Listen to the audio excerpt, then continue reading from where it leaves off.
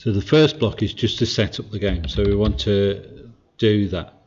So that might be to set the scores to 0 to start off. Okay, set up the game. Then the next thing we do is that player 1 has a turn. I'll just call that player 1 turn. And then player 2 has a turn.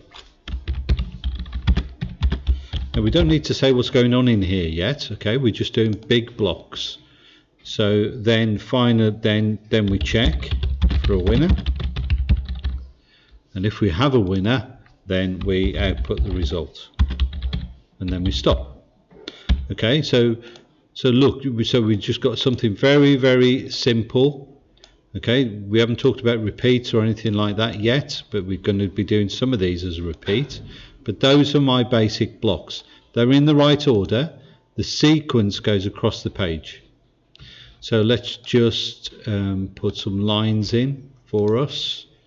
So we've got the setup game goes first. We've got player turn. We've got player turn 2. We've got check for a winner, and then we've got output the result. Okay, so these are what's happening now. These three, player 1 turn, player 2 turn, check for a winner, go in sequence, but they go one after the other. So let's add that in to show that there is a sequence. So I'm just going to, oops, I didn't set my to a curve. There we go.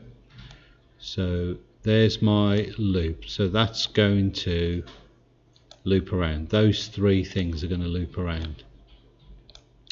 Now they loop around until the scores, somebody's score is greater than 50.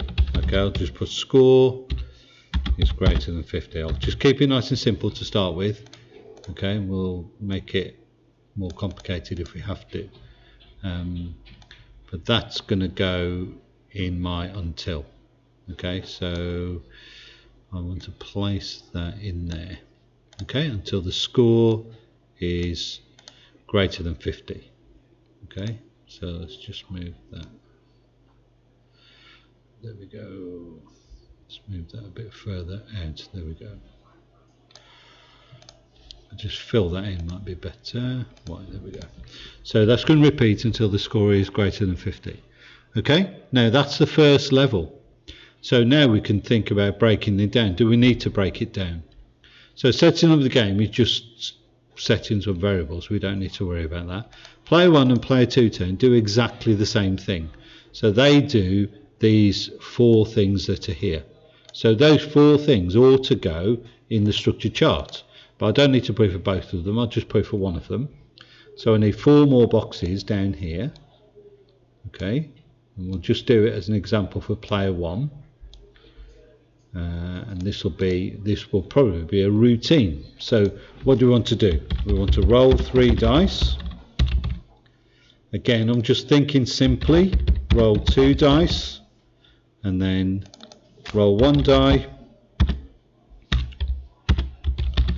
and then determine the score. Okay, so these 4 things happen here on this player's turn, and it will happen on the player 2 turn as well, but I won't overcomplicate it by drawing that in there for the moment. Okay, so now I might then think about what happens in check a winner. Check for a winner is just a simple one-liner. Is the score is bigger than 50, so I don't need to break that down anymore. And output result, I don't need to break it down anymore. Roll 3 dice, I could break that down, but that's an algorithm. Okay, it's rolling a dice, rolling 3 dice getting the highest, rolling 2 dice getting the highest, rolling a die getting the highest, and then determining the score. Okay, now that's what we need to do. So there's my structure chart. That's my structure chart. I don't need to do any more than that for the structure chart.